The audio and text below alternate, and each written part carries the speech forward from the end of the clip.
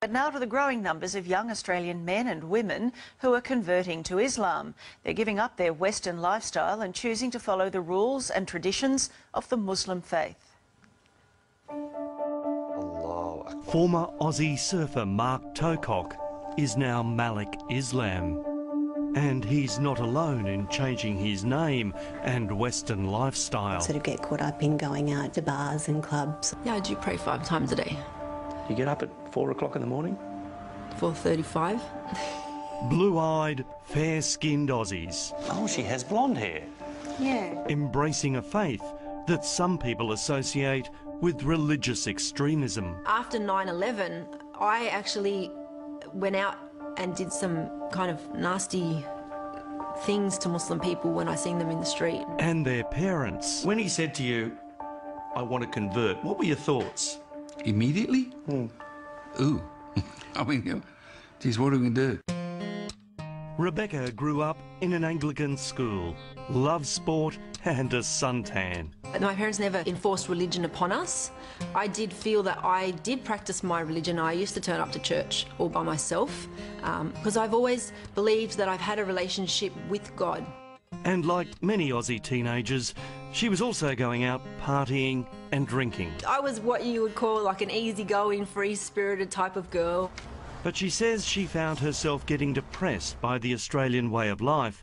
So 10 years ago, converted to Islam with its strict rules on lifestyle. And then 3 years later, she started wearing the headscarf known as a hijab. When I was ready to wear the hijab, I made the decision on my own that I want to wear the hijab.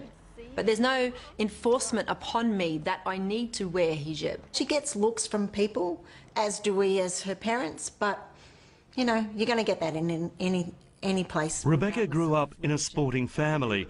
Mum Marie is a World Masters athletics champion with more titles than the British royal family, while Father John is a world champion at javelin. This was her passion. Oh, really? Brought up on the beaches of Wollongong, south of Sydney, a very outdoorsy family. When she said she was going to convert, what were your thoughts? Yeah, I was surprised. She asked the question, what did I think about her changing and converting to Muslim? And I said, if that's your choice, you're our daughter, you'll always be our daughter, and we're proud of you. And if that's what you want to do, well, then we support you. And while there are very different physical and social changes to their daughter, they are enormously proud. Well, the drinking I don't miss. I still go out with my girlfriends, I still have coffee, I still go to fundraisers, I enjoy myself. I actually am so happy with my lifestyle now that I don't really reminisce on the times before. Malik, do you miss the Western lifestyle, the night clubbing, the drinking and so on? There is no benefit from drinking, there's no benefit from clubbing, there's no benefit from gambling. If anything, you know, staying away from those kind of things, I believe can fix a lot of the problems that society has. Blue-eyed Mark, now known as Malik, got interested in the religion because he liked the way his Lebanese mates at the beach talked about their faith. Live your life in a peaceful, calm, respectful way. It's about finding a nice way to live life. He's since met his wife Asma, and together they run a successful small business. As long as he's happy. And he has been. His father Brian is a retired salesman, and Mum Chris works at Woolies.